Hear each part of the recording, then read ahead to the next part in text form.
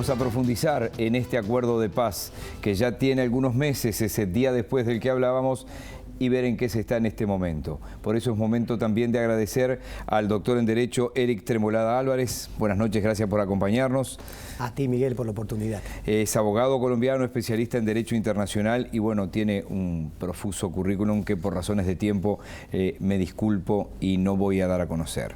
Pero una vastísima actuación académica en el derecho internacional en Colombia y fuera de Colombia. Gracias nuevamente por estar aquí. A ustedes. Yo quiero ir unos días, ¿cómo podríamos decir? Unos días antes de este acuerdo que se ha firmado ahora.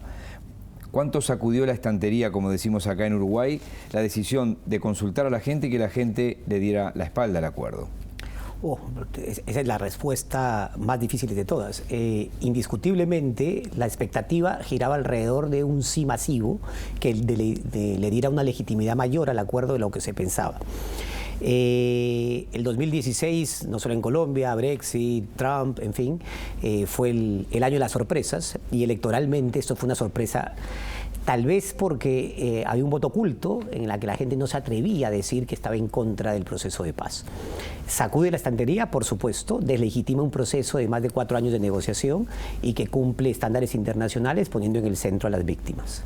Que era un poco lo que pedía la oposición, ¿no? Manejar estándares internacionales. En ese doble discurso que manejan todos los partidos políticos del mundo. Manéjense con estándares internacionales, cuando se manejan después de repente no.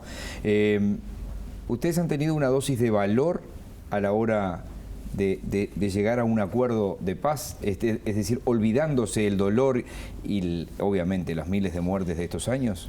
No, yo diría que no, todo lo contrario. O sea, ni FARC ni el gobierno colombiano pudieron negociar libremente ese acuerdo.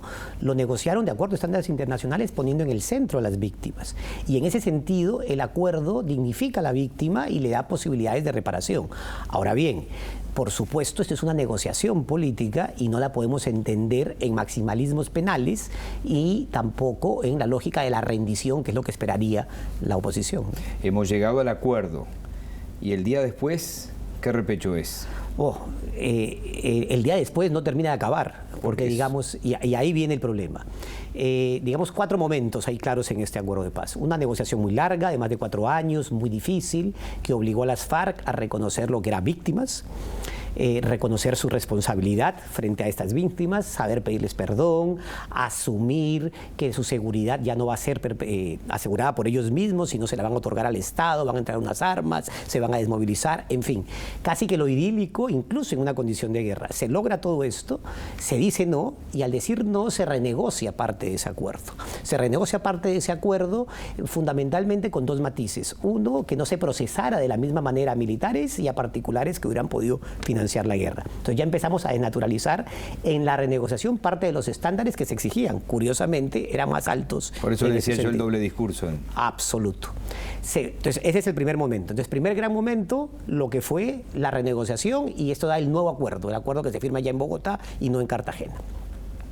Siguiente momento, la implementación. La implementación se viene dando desde diciembre del año pasado hasta la fecha, a través del Congreso con un mecanismo que se llama Fast Track. Ese mecanismo trata de sacar de una forma muy rápida la implementación del acuerdo, con unas facultades que se le otorgan al Congreso y a la Presidencia. ¿Qué ha pasado? La semana pasada tenemos otro momento que tal vez es el más trascendental y en términos de toreo sería una estocada muy grave para el proceso, y es que la Corte Constitucional acaba de decir que 2 de los mecanismos que tiene el Fast Track se caen. Y se cae en el sentido de que ya el gobierno no puede dar el aval para la forma de lo que implemente el Congreso. Es decir, siempre trataba de hacer un aval final a lo que implementara el Congreso para garantizar que no se distorsionaran los acuerdos. Primera lógica. Y la segunda, que se puede votar artículo por artículo, lo que no hace un fast, sino es slow track. Sí, obviamente. Y obviamente esto sigue difiriendo la implementación de un proceso de paz que se va a ligar con la campaña electoral del próximo año. ¿Pero es este acuerdo o qué? El problema no es el acuerdo. El problema es implementarlo o qué. Por supuesto, no. O sea, aquí hay una. Yo creo que hay un. ¿Qué hacen la FARC? ¿Vuelven a dónde? No, ese es el problema. Entonces, eso yo creo que es el tire y afloje en el que están en este momento. Es que muchos están convencidos que las FARC no podrían volver, que ya están en un punto de no retorno y que estarán sometidas a todo lo que vaya a suceder. Esto es relativo. pero en todo caso sí hay que destacar que han sido muy respetuosos con los términos del acuerdo. O sea, desde que ellos aceptan el cese bilateral definitivo, han cumplido casi que a cabalidad estrictamente todo. El gobierno no tanto, y no tanto por culpa del gobierno, sino por culpa de la oposición que pone obstáculos constantemente en la rueda de la bicicleta. Ustedes lograron que el M-19 incluso participara en la política, que los paramilitares fueran desarmados, y esto, ¿qué salida tiene? ¿Cómo la ve usted? ¿Está optimista usted? Yo soy un optimista informado, lo que quería decir tal vez más un pesimista en los términos de Bobia. Informados. Entonces, en ese sentido me preocupan varias cosas. Y la primera que me preocupa es que al seguir dilatando esta implementación, estamos teniendo en este momento, miren las coyunturas que estamos teniendo.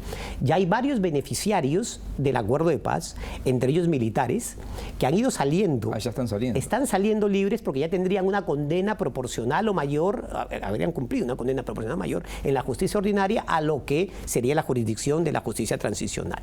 Sin embargo, lo están haciendo, pero todavía no tenemos implementado un tribunal de justicia transicional, y ahora lo más probable es que esos proyectos que ya habían estado implementados y estaban en proceso de ratificación se vayan cayendo, porque ahora van a pasar al control nuevamente de la Corte con base en lo que dijo la semana pasada. Y en ese sentido estarían viciados porque vienen con el aval y no se votaron artículo por artículo. Entonces casi toda la implementación que se ha logrado en este momento en amnistías, en indultos, en jurisdicción especial, por lo menos, que son los temas más trascendentales, podría caerse. Sí, y sería inimaginable que esto llegara a una elección o al tiempo electoral que la va a contaminar totalmente, ¿no? Que ya la viene contaminando.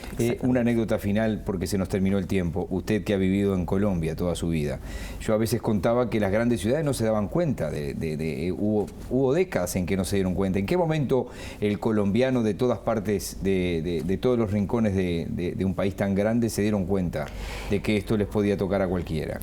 Fundamentalmente fue en el gobierno de Samper, estamos hablando del periodo 94-98, cuando un gobierno deslegitimado por la supuesta financiación de las campañas por el narcotráfico, pierde institucionalidad y encuentras una guerrilla que se empieza a poner en las carreteras, en las periferias de las universidades, a hacer las pescas milagrosas, que se llamaban. Y era esa posibilidad de secuestro, generó una sensación en las ciudades de que la guerra podía ser perdida en términos del Estado, y a partir de ahí se abocaron o a negociar, según el momento, o a combatirlos. Doctor Tremolada Álvarez, muchísimas gracias. Que termine bien la estadía acá en Uruguay. Muchísimas gracias, Miguel, a ustedes por la oportunidad.